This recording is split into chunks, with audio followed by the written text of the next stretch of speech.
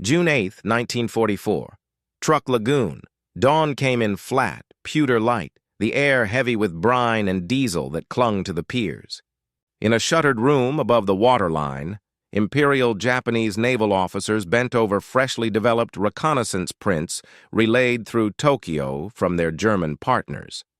The surf wash of the channel seemed almost audible in the grain, where the beaches of Normandy had been open shoreline on June 6th.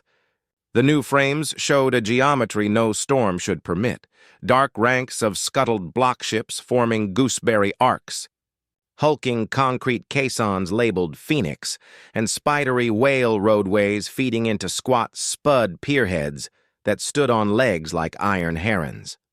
Tank lighters nosed in under cranes. Lorries streamed off as if a city had risen from the sea overnight. The officers recorded the German summary line that traveled with the packet, an astonished assessment that the English had built a port faster than one could be destroyed, and then passed the loop again, tracing the angles of the floating causeways with a fingernail. Tides should have torn such lattices apart. Atlantic weather should have smashed them flat. Yet the Allied designation on the caption, Operation Neptune Artificial Ports, insisted the impossible was now routine. From Truck's still lagoon to Cherbourg's damp bunkers, the realization spread in the quiet between breaths. This was logistics turned into a weapon.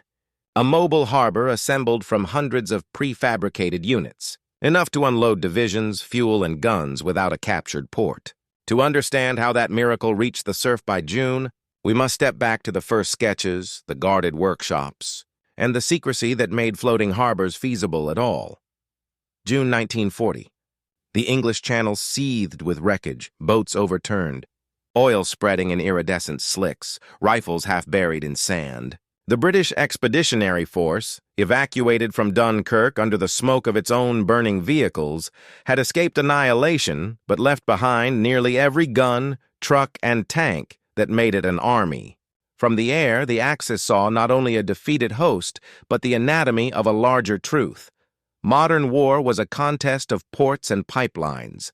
Whoever controlled the harbors controlled the pace of the campaign. When France fell, the Kriegsmarine secured Europe's Atlantic gates, while the Royal Navy tightened its ring on the seas.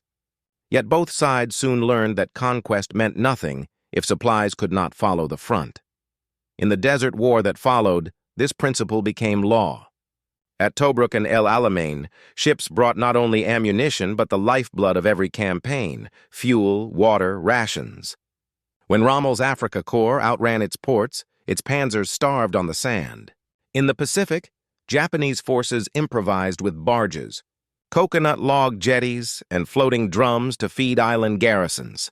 But once American submarines began harvesting convoys, these fragile veins snapped one by one. Armies that could fight no longer move were armies already defeated. Across the Channel, British planners studied the same pattern with mounting dread. An invasion of France would need mountains of cargo every single day. Yet every major port from Cherbourg to Le Havre would be bombed, mined, or scuttled before the first Allied soldier landed. On May 30th, 1942, Winston Churchill scrawled his challenge in a memo: "Bring over the harbors with us." It was less an instruction than a provocation, a demand to outthink geography itself. From that single line emerged the improbable dream of a floating harbor, forged from concrete and steel, that could turn open beaches into ports. By the closing months of 1942, Britain's war planners faced an unsolved riddle: how to land an army where no port existed and yet supply it as if one did. In a small, drafty War Office room in London, a new committee took shape under Major General Sir Bruce White of the Royal Engineers. Around him gathered naval architects from the Admiralty, civil engineers from the Ministry of Works, and mathematicians from Cambridge, all sworn to secrecy under the vague title of Port Engineering Project. Their mission was unlike anything ever attempted: to design a man-made harbor that could float, be towed across the Channel, and function within days of an invasion.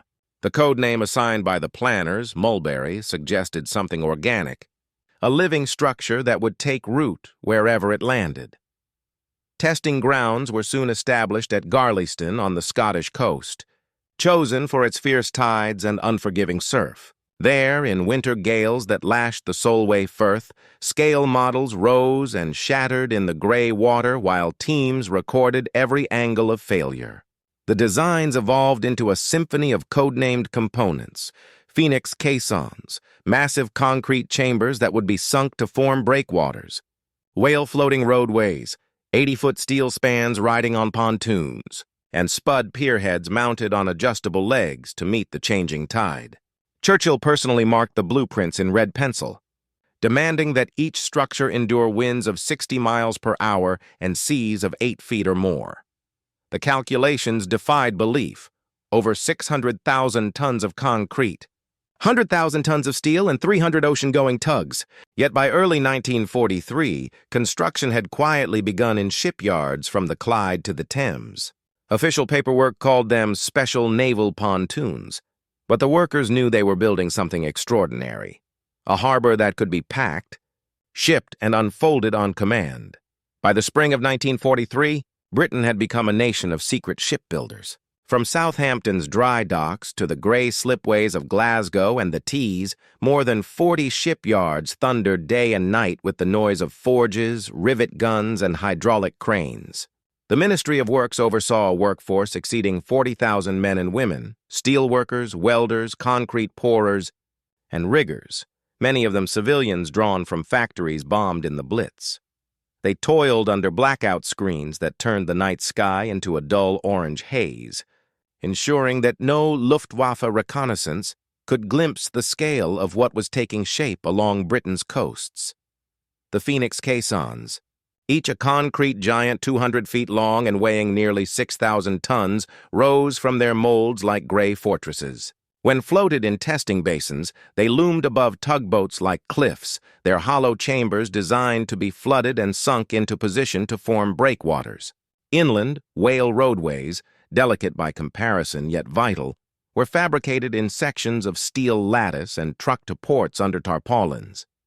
The convoys moved mostly at night, their cargo marked only by cryptic letters that hinted at nothing. Every beam, joint, and hinge had to align within inches, for when the invasion came, assembly time would be measured in tides, not days.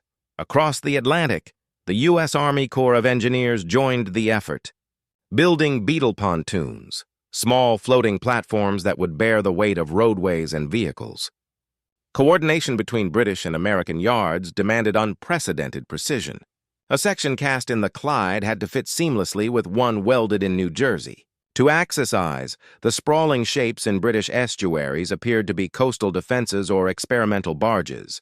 In truth, they were the ribs and sinews of an entire harbor, industrial miracles disguised as ruin.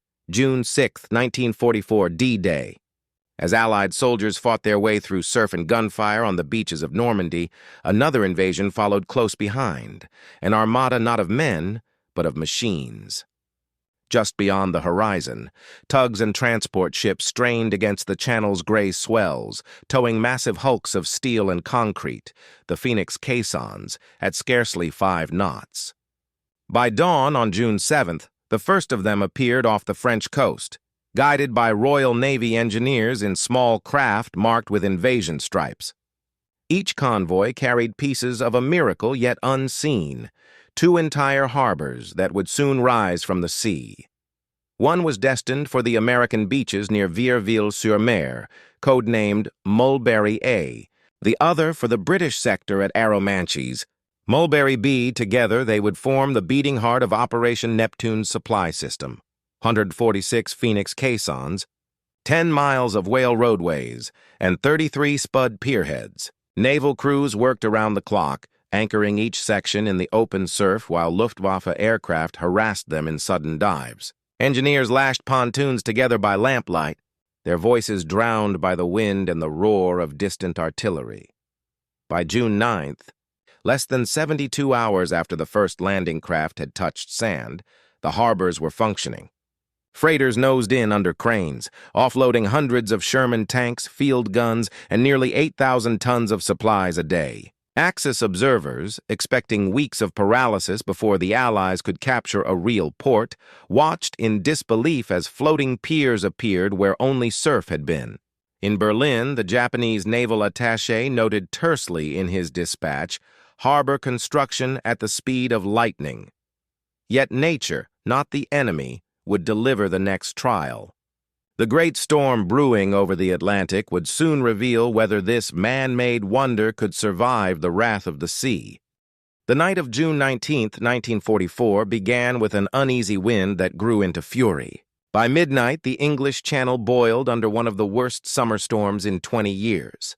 The barometers fell sharply.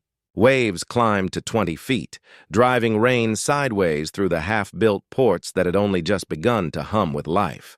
Within hours, the floating roadways at Omaha Beach twisted into metallic snakes, pontoons snapped their cables, and Phoenix caissons heaved like gray whales in distress. The gale raged for 3 full days, hammering the American harbor, Mulberry A, without mercy.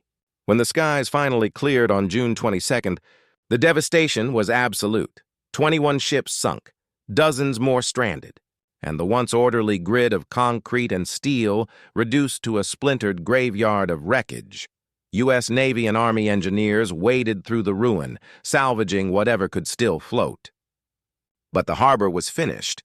The currents had shifted its anchors, and the breakwater had split. What had taken months to build had been undone in 72 relentless hours. Yet 30 miles to the east, the British Mulberry B at Arromanches endured. The Phoenix caissons there flexed under strain but did not yield. Their chambers filled and emptied in perfect rhythm, anchoring them like living lungs in the surf. The spud pierheads rode the storm, rising and falling with each monstrous wave. By June 23rd, British engineers had reconnected the whale roadways and resumed unloading operations. German observers, scanning through binoculars from cliffs near Bayeux, filed disbelieving reports. Enemy harbor remains operational after severe meteorological attack. Through that battered harbor, between June and August, flowed the lifeblood of liberation, over 2.5 million men, 500,000 vehicles, and 4 million tons of supplies. The endurance of one Mulberry silenced all doubters and transformed a desperate improvisation into legend. By late June 1944, the Mulberry Harbors had become as much a psychological weapon as a logistical one.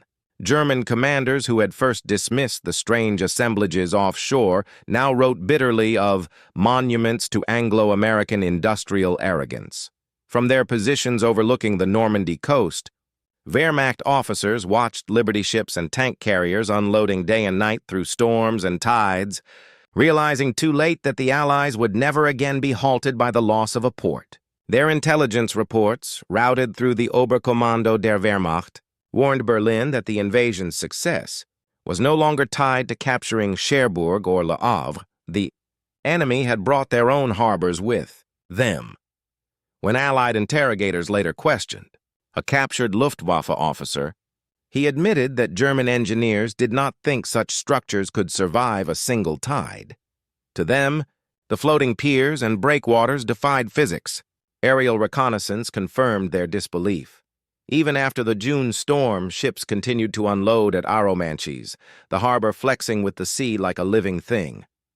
In Berlin, disbelief turned to alarm as news reached Japanese diplomats stationed there.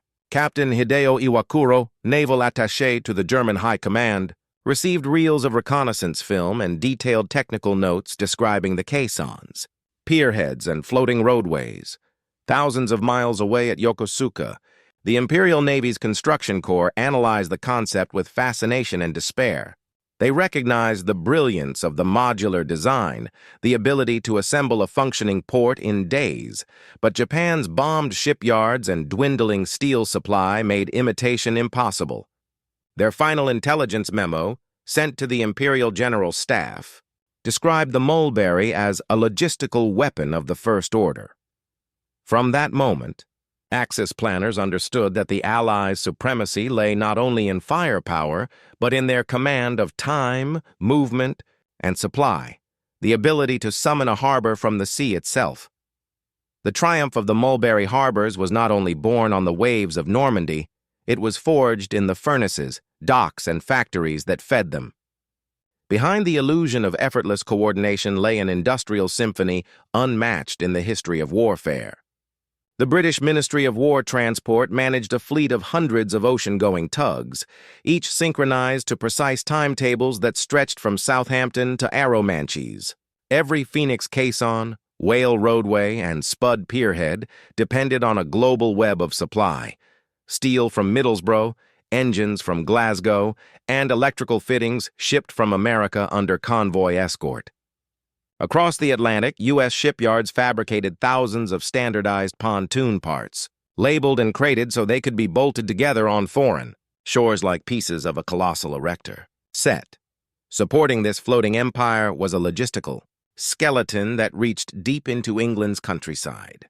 200 miles of undersea and overland pipelines, mobile cranes mounted on amphibious trucks, repair yards, and depots where welders worked around the clock to keep the machinery alive.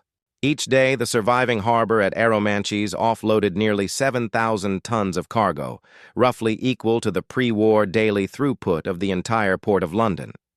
On the sandbars nearby, American engineers adapted unloading systems to handle an endless variety of cargo.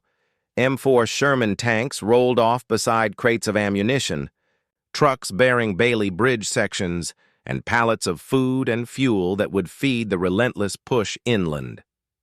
The U.S. Navy's Seabees soon arrived to study every joint and hinge, preparing to adapt the system for the coming Pacific offensives.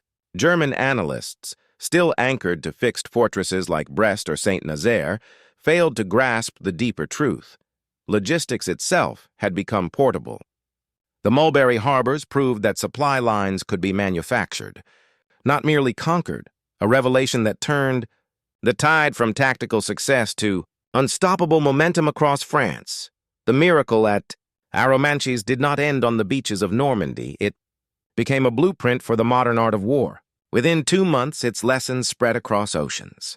In the Mediterranean, as summer 1944 blazed, the Allies prepared Operation Dragoon, the invasion of southern France. Smaller, streamlined versions of the Mulberry components were launched there, compact floating docks and pontoon causeways that unfolded like metallic petals along the Riviera coast. The concept that had begun as Churchill's wild challenge now proved repeatable, scalable, and unstoppable. Every tide, every landing, carried echoes of Arromanches. In the Pacific, the U.S. Navy's Seabees transformed the principle into a new engineering creed. They built pontoon causeways that reached from coral reef to jungle shore, creating floating dry docks at Ulithi, Guam, and Saipan, where even battleships could be repaired without returning to Pearl Harbor. To Japanese intelligence officers, these rapid constructions appeared almost supernatural. Mobile fortresses, they called them, basing their reports on reconnaissance photos of entire harbors that seemed to materialize in days. At Leyte Gulf in October 1944, Seabees assembled pontoon ports and fuel depots within a week of the first landings, recreating the logistical miracle of Normandy in tropical waters under enemy fire. Each success confirmed a new law of war: mobility through modularity. The Allies could now bring not only men and machines, but the very infrastructure of invasion wherever they pleased. Axis garrisons stranded on bypassed islands watched helplessly as the Americans carried their ports forward like rolling cities. By early 1945, Japan's outer defenses were collapsing, not solely from bombs or blockades, but from an enemy that no longer needed to seize ports. It could build them. The Mulberry had become more than a harbor. It was the living proof of Allied industrial supremacy, reshaping warfare itself. They were not soldiers, yet their labor carried the weight of battle. From Belfast's Harland and Wolff shipyards to the gray quays of Tyneside, thousands of men and women worked in blackout silence, forging the bones of an idea few could even name. Welders crouched over red-hot seams until sparks showered their boots. Riveters hammered until their hands blistered raw. The air in the yards was thick with the smell of oil and salt, and the clang of steel echoed long past midnight. Many of them would never see the front. Yet their war was fought in drafts of blueprints in molten steel and in the patience to make perfection repeatable. In London, the Corps of Royal Engineers trained specialists to assemble the Mulberry's massive joints with tolerances finer than a coin's edge. Across the Atlantic, Seabees from Louisiana practiced linking pontoons in open water, learning to read the rhythm of tides as though they were living machines. Their diaries speak of 20-hour shifts, concrete pouring in freezing rain, and exhaustion so deep it blurred into pride. "We didn't know what we were building," one worker later wrote. "Only that it had to float and it had to matter." None could have imagined that their handiwork would one day anchor the liberation of a continent. When Allied engineers at Arromanches bolted the final spans together under artillery fire, they did so knowing that one misaligned hinge could cost thousands of lives waiting for supplies. Even captured German prisoners later remarked on the audacity of such organization, calling it a harbor born from madness and genius. The Mulberry story, in the end, is not merely about machines, but about human will. The welders, carpenters and soldiers who, with sweat and faith, built victory out of the sea itself. In the months that followed D-Day, the Mulberry Harbors proved that wars are won not only by courage but by continuity. When the beaches of Normandy turned into vast depots of men and metal, Cherbourg, the nearest major port, lay in ruins, its quays mined and cranes blown apart. Le Havre would not reopen until autumn. In that crucial vacuum, Mulberry B at Arromanches bore the entire burden of sustaining the British Second Army and a portion of the American forces. For 5 relentless months, its floating roadways groaned under the weight of tanks, trucks, and ammunition, 2 million tons of cargo in all, until its decommissioning in November 1944. Each convoy that reached its steel piers meant another village liberated inland, another column of fuel trucks pressing east. Historians later agreed, without the Mulberries, the Allied invasion might have drowned in its own success. The storm of June had already proven the vulnerability of open beach supply. Yet the endurance of Arromanches bridged that gap, literally, between the chaos of landing and the order of a campaign. From its decks flowed the resources that fed Montgomery's advance toward Caen and Bradley's thrust across Normandy's hedgerows.